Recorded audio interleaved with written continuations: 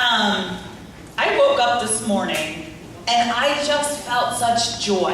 And as I was writing my prayer journal this morning with my colored pen bag, I just want that to be what you see today, is God's joy over creating you and the world and His design. So we're going to dig in today, but we're going to get started. If we can start with the PowerPoint. We're going to talk about the word prologue.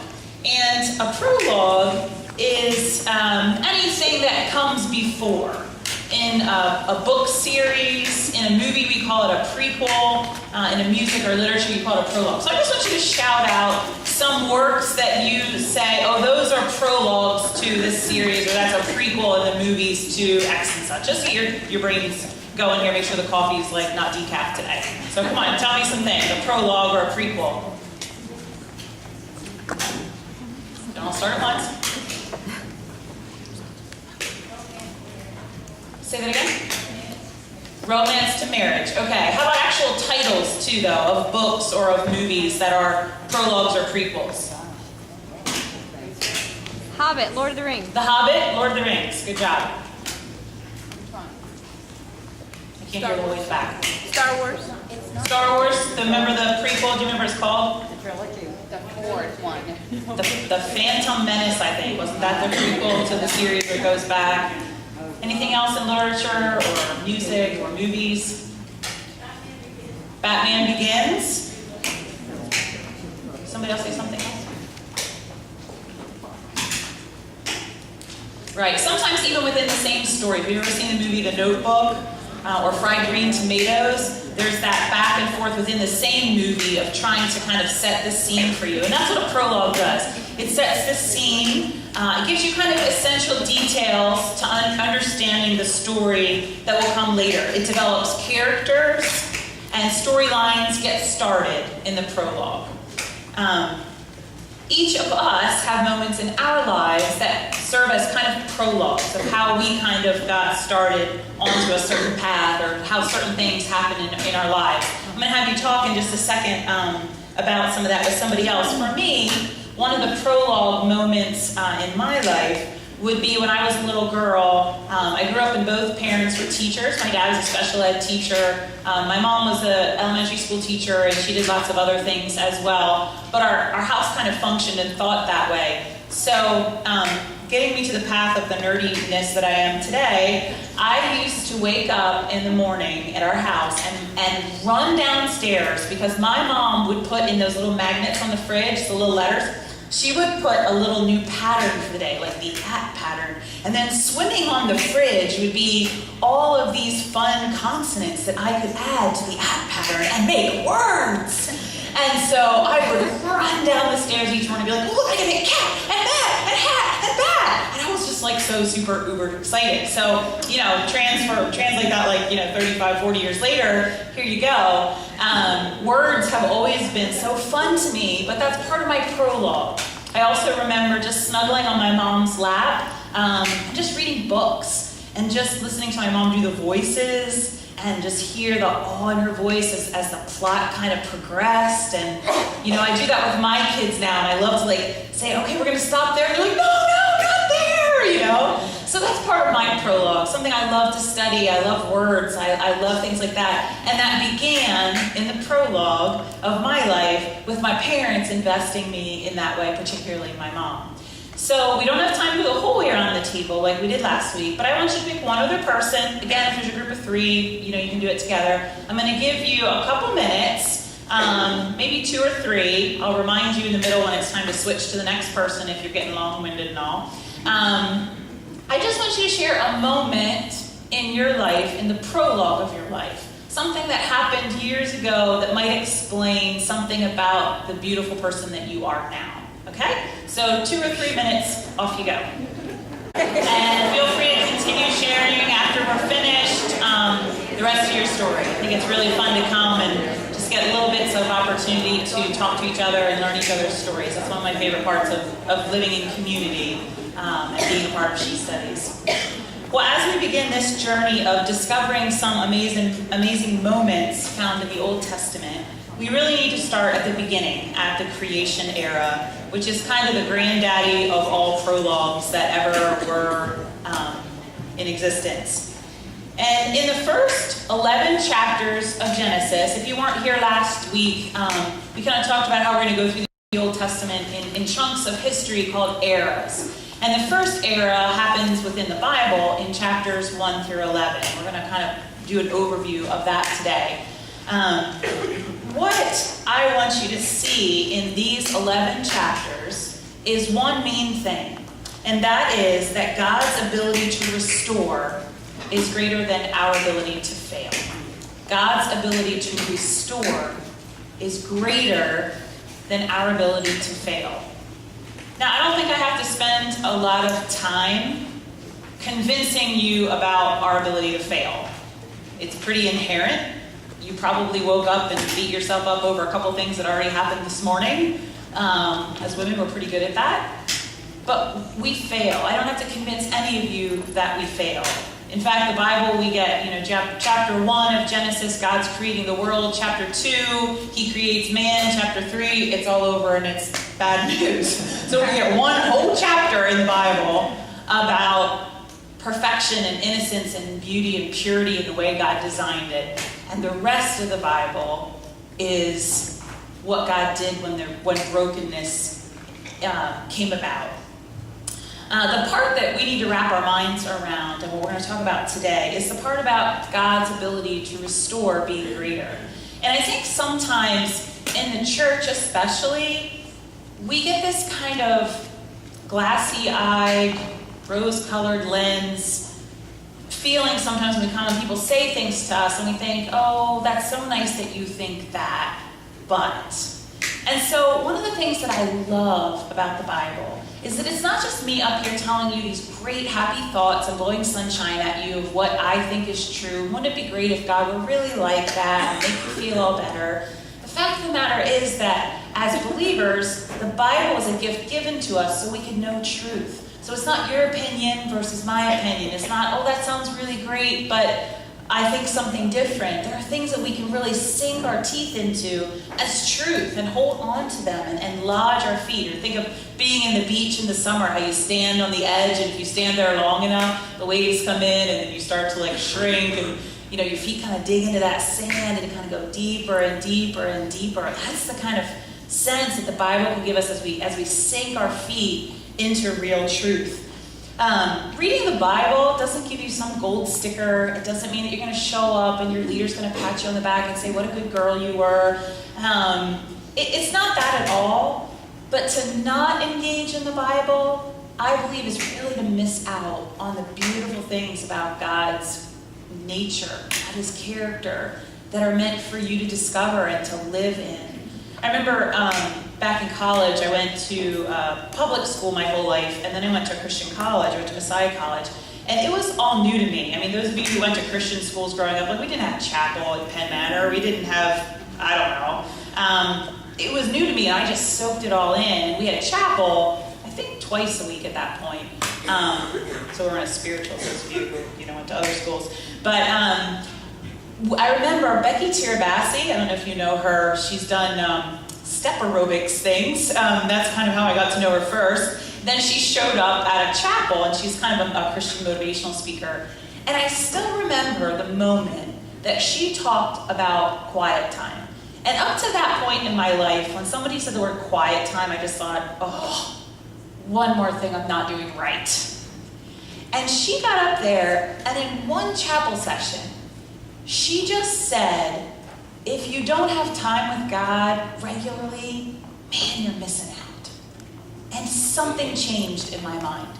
Something totally changed about how I saw quiet time.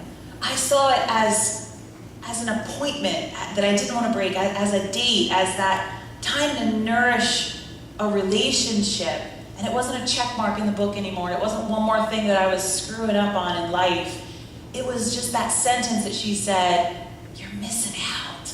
And I wanted that. And it changed the way I saw reading the Bible from that point on. So today, as we talk about the creation era, I want to look at God's Word through the lens of this main point, that God's ability to restore is greater than our ability to fail. And the way I know this to be true, or I believe this to be true, is the way that I love to read the Bible. I'm a very curious person. My mom joked when my daughter was born, I'm trying to give any gross details, but when my daughter was born, she had her arm up. And you know, the place they come out is not so big, so that doesn't really help when they have their arm up coming down that place. And yeah, there was cause-effect stuff going on there. And I blamed my husband because he sleeps like this. And my mom piped up and she said, well, you were always the one who had her hand up in school, so I think it's equally your fault. And I was like, thanks, Mom. You know, it's always good to have your mom throw you under the bus and root for your husband. Really, why did I say that? Oh, love me as I am. Okay, so I'm curious. I'm also getting older and forgetting what I'm curious about. But I'm curious, when I read the Bible, I ask a lot of questions. Well, why did that happen? And I wonder what she was thinking and feeling. And wow, I don't get that. And I just engage in the text. And I like to think, big picture, I think, well, I wonder what it looked like there. And I wonder what they were thinking and feeling, and the smells and the pictures. And the Bible comes alive when you start to engage in that way with it. And so as we go through these 4 different kind of episodes in the creation era, I want you to be thinking about, what did God do? What didn't he do? What does he say? How does he respond? How does he interact with people? Because the point of the whole point of the Old Testament is for us to discover, who is God? It's not what you may have believed up to this point, that it's a bunch of rules and God, had to establish them, and yeah, it's great, kind of like, a dictionary that you look to only if you need help understanding a word. No, it's the granddaddy of all prologues. It is the basis of God's character and his revelation of his character to us. And who he is what's revealed the most in the Old Testament. So let's take a look. The first episode, Who is God? The creation story. That happens in Genesis 1-2. And I'm hoping that you're jumping in on the great at-home study that's offered to you. I was working on it this week. I love it. Didn't take that much time, maybe 15, 20 minutes. Seriously, I could blow that much time on Facebook without even thinking. And I'm thinking that, reading the Bible is much more, life-altering than Facebook. And I like Facebook. So, Who is God? Chapters 1 and 2. I'm not going to go through all the details in that at-home study guide. What an amazing way to look at that. We did that chart, and if you're not, you're going to want to go back and look at it. The first 3 days of creation, of what God prepared, the next 3 of how he filled it. It's just a beautiful way to look at that. And God created, and in his creation we discovered lots of things about him, but these are the things that came to mind as I was thinking about him. That he's powerful. He is the creator. Genesis 1:1-2. In the beginning, God, Elohim, created the heavens and the earth. The earth was formless and empty, and darkness covered the deep waters, and the Spirit of God was hovering over the surface of the waters. God created, and he spoke. I've said this several times before. Maybe you've heard me say this before. I can't even get my kids to do things when I speak to them. And God just spoke. And trees and light and stars and sun and animals, all these things came into existence. The power of God is revealed in his creation. The purposefulness, like that chart kind of visually showed you, God had order to what he designed. He didn't create the animals before they had a habitat to live in. He didn't create fish and things until the ocean was there and ready. He filled all the world with trees and things that could grow that would be the fruit for all the animals and things that would need to sustain themselves on that before they showed up. He was purposeful. He was powerful. He was purposeful. He was perfect and beautiful. I so much wish I could just even imagine what the Garden of Eden must have looked like. Just imagine. I mean, I think I very much love beautiful things in nature, and I just have never found anything that could encapsulate it all. You have the beauty of the ocean, the beauty of the mountains, you have all these things, but it was perfect, and it was beautiful. And then it says, the Spirit, he revealed himself. The word in Hebrew is Ruach Elohim, the Spirit of God. We didn't just come up with this idea in the Christian church of Father, Son, and Holy Spirit sometime later in our history, right here at the beginning. In fact, Elohim is the plural name in Hebrew for God. And it doesn't mean many gods, but it means God of all gods, God who has multifaceted layers to who he is. Father, Son, and Spirit are here from the beginning. In the New Testament, it says that Jesus was there at the creation of the earth. This is something that's inherent in our faith, and it was there from the get-go at the very beginning. And the Spirit gives life and gives free will to humans. And I'm sure many of you have wrestled with, yeah, I wish he didn't trust me so much. That free will thing gets kind of sticky. But he wanted relationship. And you can't have relationship without choice to engage in a relationship. And then he desired relationship. It says in 126 and 27 that he created us in his image, male and female. He created them. He wanted male and female to have relationship with one another. He wanted that to reflect his relationship in the Godhead, in the Trinity. And then relationship with us, between God and man. Okay? That's God's heart. That's God's nature. The next thing is when everything goes horribly awry. We call it the fall. If you didn't grow up in the church, that's just Christianese for we blew it. And everything got messed up at that point. Along with that free will, if you read chapter 3, came this niggling, incipient kind of suggestion from Satan. How do you like that little alliteration for you English teachers? A little incipient. Yeah, I'll be done with that. He just suggested, really, is this all there is? Are you sure God's not holding out on you?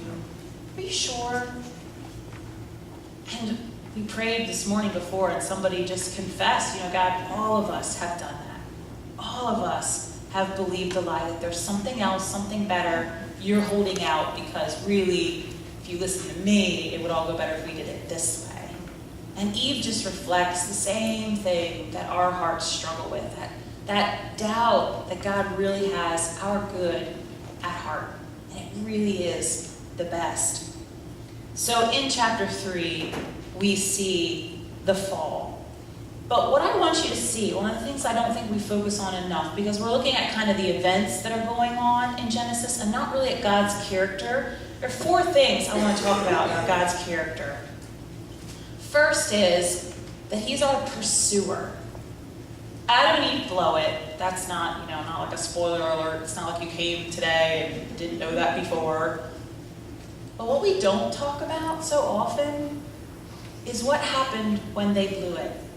It says that they ate of the tree and immediately they felt shame at their nakedness.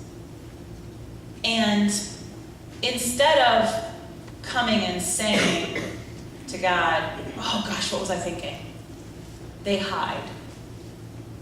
And it's God, if you notice in the text when you read chapter 3, it's God that comes seeking. And he says, where are you? Not because he doesn't know. Heavens to Betsy, we just talked about the fact that he created at the sound of his voice, things came into existence. It's not that he didn't know where they were. Yeah. It's that he came pursuing. And that is in the nature of God, that he will always pursue us. Some of you are here, you don't even know why you're here, other than a friend kept bugging the tar out of you to come. You're not here because of that friend. You're here because the God of the universe is pursuing your heart. Because he loves you. And he longs for you to know who he is. He is a pursuer of our heart. He's also just. I tutor a gal, and we just started off a new school year. She's in high school, and I just kind of asked about her classes and the challenges, and one of the teachers that she has doesn't really let them know what to expect, and it's very unnerving for her. And so she goes in, and last year's teacher that she had for this subject, she knew that every Friday there was a quiz, every Wednesday we did this, and she liked that. She liked knowing what to expect. There's something in our human nature that we don't like when the rules are unknown to us. And we don't like when you get to the end of something and you think, wait, how did that happen? And God is very just. He makes it clear before they screwed up, listen, all of this is yours, all this beauty. One thing I ask of you, don't touch that tree. And then he says, if you do, you will die. So when they screw up, God is just. He said this would happen, and it does. It's not like they didn't know. And I was thinking, even with children, if you work with children, if you have children, if you say one thing and then they don't obey you, and then you're like, oh, that's all right, honey. Your reputation as an adult starts to deteriorate because you don't become a person of your word. You said one thing, you did something else. God inherently is a person of his word. If he says there are consequences, there will be consequences. Even though he still comes and pursues them, there's still consequences.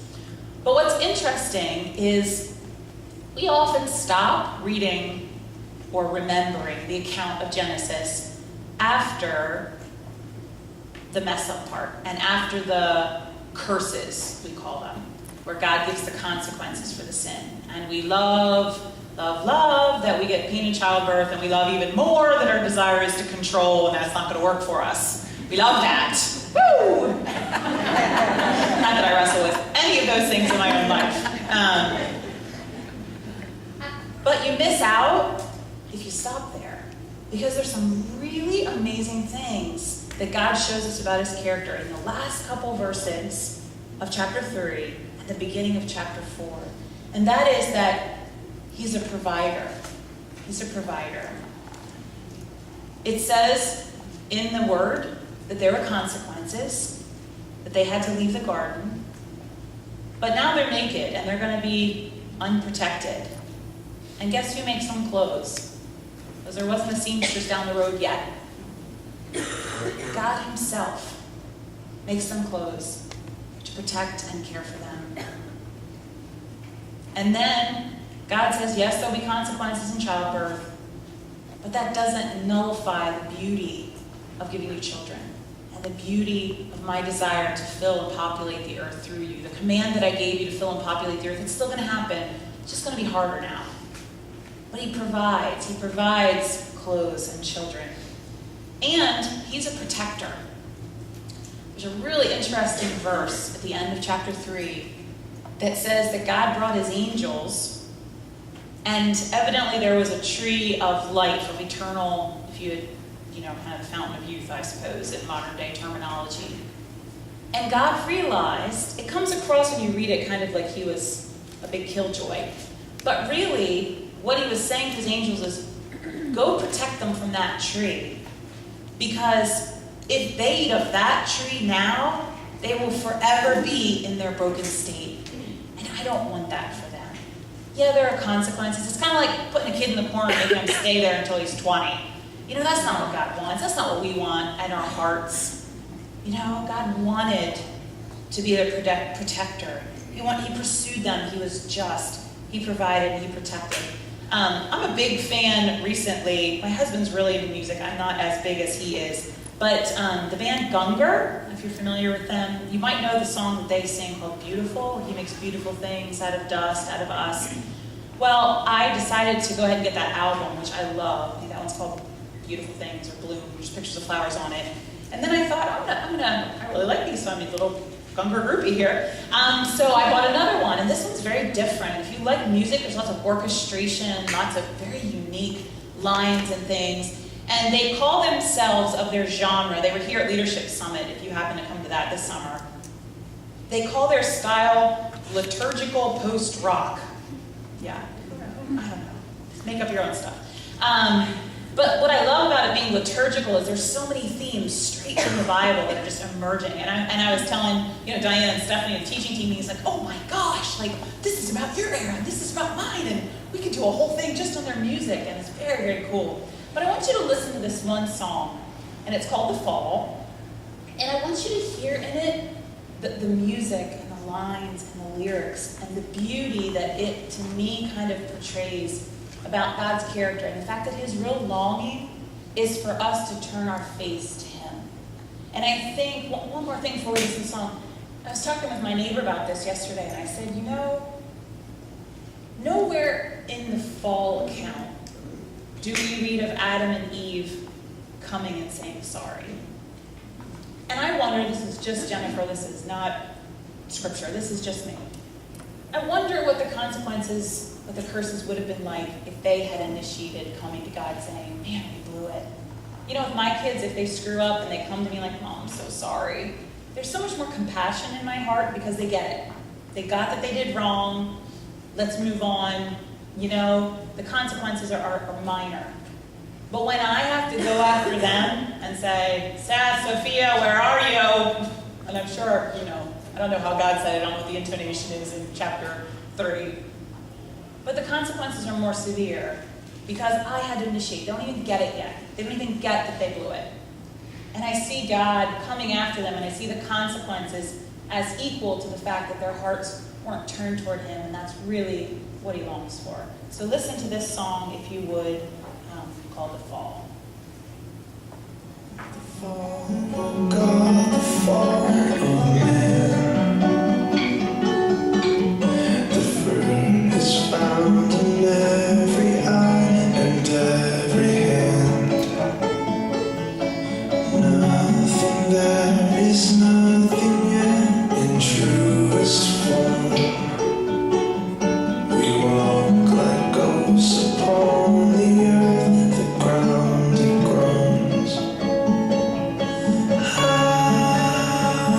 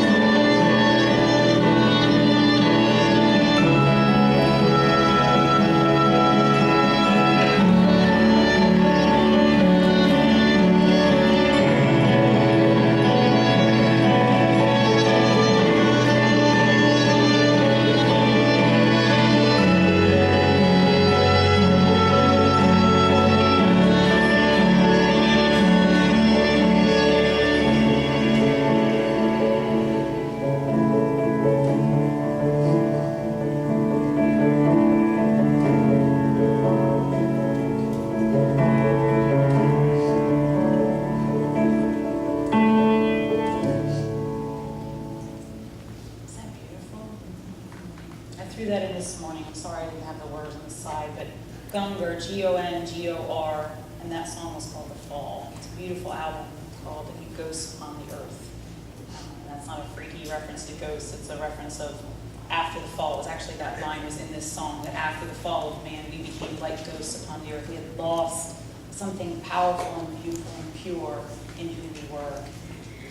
I just hope that you see in that even in the fall, even in the first and darkest moment recorded in the Bible of mankind, God's heart has always been and will always be that you would turn your face to him.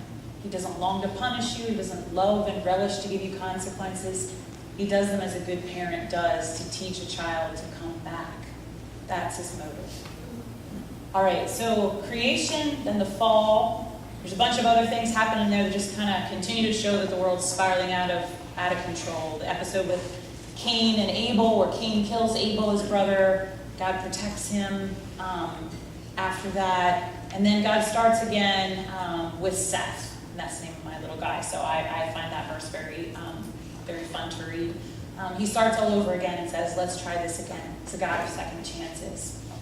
The third major thing that happens in this era that you kind of need to know about and have a framework is the flood.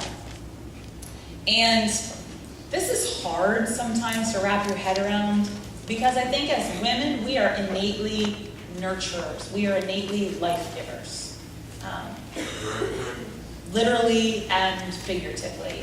We give life, without us, no babies happen. And without us in a lot of our families, there's not as much life and exuberance. And I hope, just as a side note, I hope you just know that as women. I think we don't do a very good job of remembering how valuable we are, especially in our families, sisters. There's something about being a woman that you have that's beautiful. And that other people around you, that men, and then this isn't to cut on men have their own things that they have. But there's beauty and life that we offer. And I just want you to remember that as part of the mandate of being a woman and who we were created in God's image to be to the world around us, life givers. So we come to the flood. There's not really a way to pretty this up. It gets pretty miserable. But I still think there are some things that I want you to see about God's character in this episode. The first is that he's holy. Genesis 6:5. Get there. The Lord observed the extent of human wickedness on the earth, and he saw that everything they thought or imagined was constantly and totally evil. So the Lord was sorry he had ever made them and put them on the earth. It broke his heart. He's holy. He's pure. He's good. And creation is just spiraling out of control. But he can't stop being holy. He can't stop responding to the sin that he sees around him because it would be to give up a part of who he is. He's holy and pure. And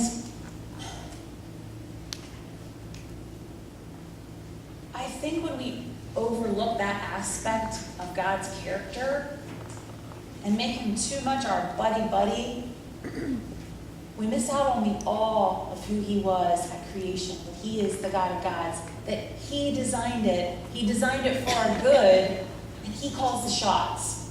We don't.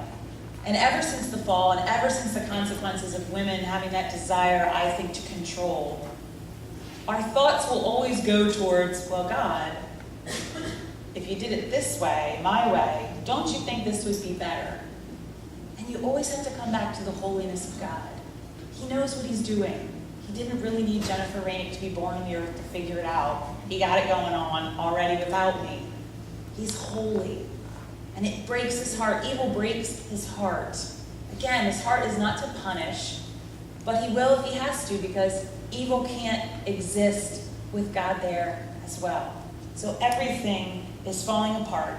But this is the other thing I want you to learn about God's character. We start to see, introduce a character named Noah. And God is eager to bless. It says that Noah found favor with the Lord. Going on in chapter 6, verse 9, it says, He was the only blameless person living the earth at that time, and he walked in close fellowship with God. And he's obedient.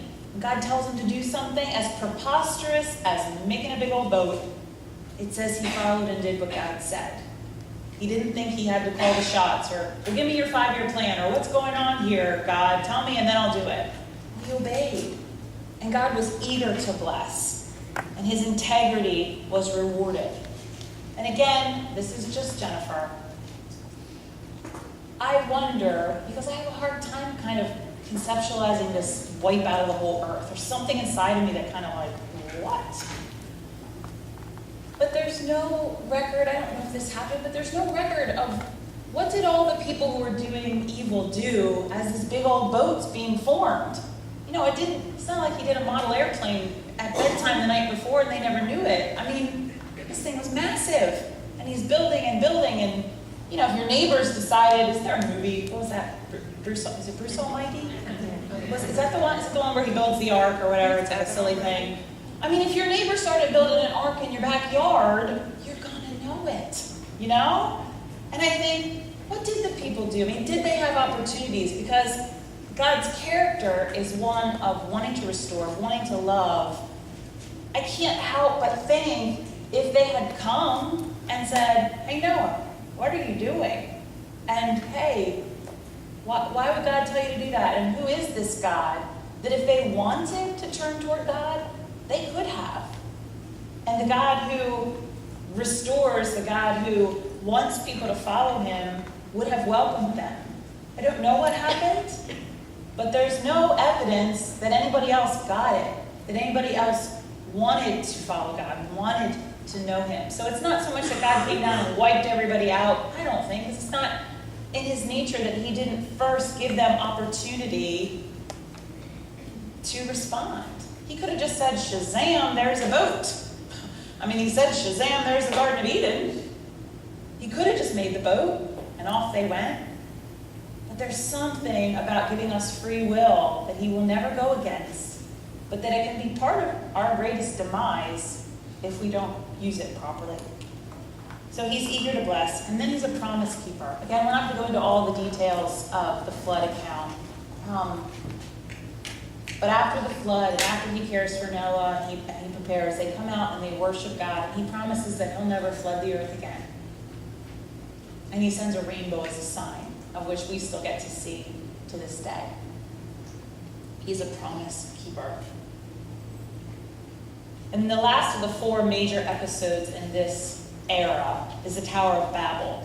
And I admit this was kind of like, wow, you're really going to talk on that, Jennifer? Like, just interesting. You know, sometimes you study things and you think, really what's going on? And I kind of kept reviewing and reading and looking at some commentaries and kind of coming up with what I think it shows us about God and what was going on. If you don't know the story, it's in chapter 11 of Genesis, and it says at that point, the people spoke a common language.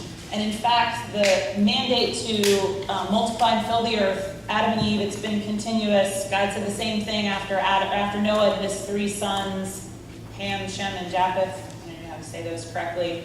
They leave, and there's actually a cool map in one of my books that you have I think you have do a bibliography this week. There's a bibliographical section that we added for you if you want to check out some of these things. But it shows the 3 sons of Noah, because I like world cultures. I kind of like to know, like, where did this all happen? And it shows that the 3 sons, after they got out of the boat, that they spread to different parts of the world. Some of them, it shows them in more like the Norway, Finland, Sweden kind of areas. Some of them went south towards Africa. One of the brothers kind of stayed in the region of Canaan in the Middle East. Fascinating kind of stuff if you're interested in that to study. But at that point, everybody speaks the same language, and they're in this place, and some scholars believe it's in Babylon, which is current day Iraq. Again, still, that's kind of where we're at. If you got the map last week, that's kind of where everything kind of starts. And they decide that they're going to start building this tower to God, building this tower up. Some people think that it was them kind of self-adulation, like, look at us. Some other people say it wasn't so much that as just, let's protect ourselves. Let's have this, fortress in this tower and insulate ourselves. Whatever, the underlying problem is that they were trying to live apart from God and do something that God hadn't asked them to do. They were making it up themselves. And that's the core of all of our problems. That's the core of the story. And yet still, we see God reveal himself. And we see that God, first of all, is relational. Everything, and this is something that's very, very Western culture, very American culture. We find pride in doing it ourselves, in self-sufficiency and independence. Even our kids, when they're little, do it myself, do it myself. And there's a part of you that's like, whoa. And there's another part of you that's like, okay, there is some level of independence we want our kids to have. It's not like we want to tie their shoes for the rest of their lives. But God did not design us to be in a relationship with him, to do it all ourselves and just check in with him every once in a while when we hit a snag. That is not at all the design and heart of God. It is to be in living in dependence on him. I was telling several people this week that I like to plan ahead. Self-sufficiency has been something that God has worked in my heart, been working on chiseling away for a very long time, more aggressively in the last couple of years. And it is not my nature. I like to know. I'm a big picture person. I like to have the plan. I like to know what the plan is. I like to think of contingency plans. If that doesn't go, I like to know. I'm sure there's none of you in here that feel that same way. But God wants me to live in dependence on him. And when I only do, and when I only plan, and when I only challenge myself to do the things I know I can do well, or I can understand, then I'm living in dependence on me, no longer on him. And something breaks down. And so God is saying to them, hey, wait a second, you guys, building this crazy tower. You're just trying to live on your own. You're trying to build your tower, make the pretty rooms, figure it all out. That's not going to enhance our relationship. It's not how it works. And also, it wasn't, like I said, what he had asked them to do. He asked them to fill the earth, populate the earth. They're going against what he told them to do. The next thing I think we see about God is that he's wise. He sees beyond what we can see and what will happen if we do it our own way. I keep coming back to the kid thing just because I've been a kid, you've been a kid, some of us have kids, some of us work with kids. When your kid asks for something like, why can't I play ball in the middle of the street? You just know, because I know more than you. I know what happens in the street. And you keep them from something because in your wisdom, you're protecting them from themselves. They don't always know it. They look at you just like we look at God sometimes saying, really? That's no fun. But God was wiser than they. He knew that if they all stayed there, the world wouldn't get populated, it would get overpopulated, and then everything would fall apart. No? He knew more than them. He was wise. And he was in control. This is what I love. The best way I could figure out how to say it. His big picture plan is not thwarted by our stupidity. His picture plan is not thwarted by our stupidity. He's going to populate the earth because he wants it populated. And if we're not on board, he's going to make life miserable till we get on board. No? I mean, sometimes you have to make life uncomfortable for people for them to realize things can't stay the way they are. No? That's why they say women who have husbands who are in affairs, if you do his laundry and make his meals and then he goes and visits her on the weekends, you're giving him the best of both worlds. Why would he leave? Why would he let go of that? There have to be consequences to things for people to get it sometimes. And God is the one who's in control, and his plans will happen. All right, so over and over again in this era, humans keep turning away from God, but God never changes. And nowhere in these chapters do we read of anyone that came to God and he turned away. Nowhere. That's not in his nature. He longs to restore. He is relentless about restoring what's broken. So I want to ask you on a more personal level, do you believe that? Do you believe that God's ability to restore is greater than your ability to fail? Think about your life and some of the failures that plague you. Maybe judgmental or unwholesome thoughts. maybe broken or ongoing unhealthy relationships. Maybe sinful behaviors or habits or addictions with which you struggle. Maybe it's just prideful attitudes or self-centeredness or rebellion.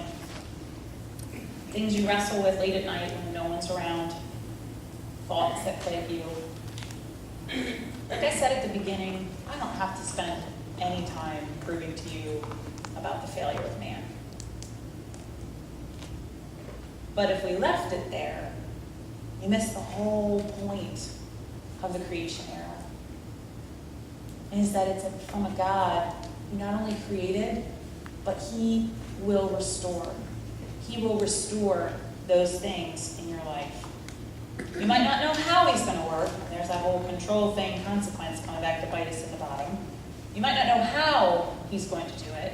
And it might happen very differently than you even imagined. But he will, because that's his heart. That's his goal. So this week I have a little bit of a challenge for you. From the minute you leave here until the minute you show back up again, every time for the next week that you become aware of one of your failures, and heaven knows it's not going to take long. At least it doesn't for me. I get up in the morning, I snap at my kids, and I got to ask God to forgive me for being impatient. Or I ask my husband, why'd you do that? And he's like, I did. And I'm like, oh, right. No, I mean, it just happens. So many things happen. But what I want you to work on this week is not focusing on those things. Yes, you have to be aware, because God can only restore if we come and say, God, please forgive me. It's not just coming up with a list of all the things that you stink at that's God's goal. It's not. But he uses those things, that list, that internal dialogue, to show you that you need him, to show you that he longs to forgive you and to restore you. And so I want you to whisper to yourself every time a thought comes, God's ability to restore is greater than my ability to fail. And because I'm a teacher and I was raised in a house of teachers, I'm going to make you practice that right now before we go. Ready? First half. God's ability to restore is greater than my ability to fail. One more time.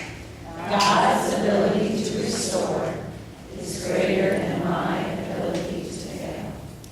And I want you to just make that your mantra this week. You just say it so many times that you let the truth of God's word seep into who you are. God's word is powerful and life-changing. And if we could see ourselves, if we could really wrap our minds around that, there'd be a lot less pressure for us to be perfect, a lot less tendency to hide and blame, like Adam and Eve did, or wallow in it, in that guilt and that shame. There'd be less judgment and a whole lot more mercy for each other's failures. There'd be more freedom to be authentic with each other. I just challenge you as we're about to go to small groups today.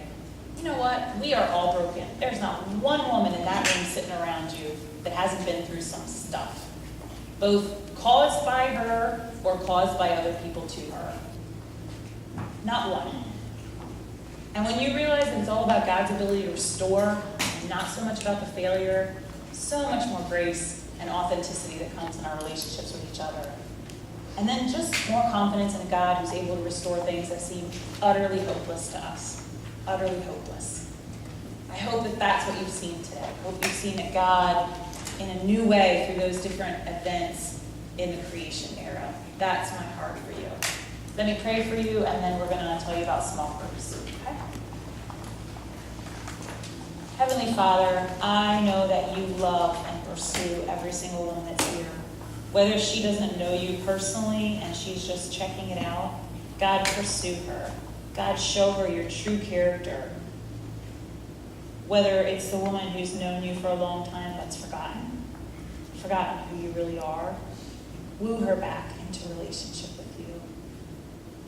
And if it's the woman who is in relationship with you and is living, take her deeper to places that she has never been, in dependence on you and life and freedom and wholeness. God, I pray your blessing on every one of these women and the small groups that they're about to go to. I pray a blessing over the small group leaders, that you empower them to facilitate and to bring about healthy discussion and just be a reflection of you to the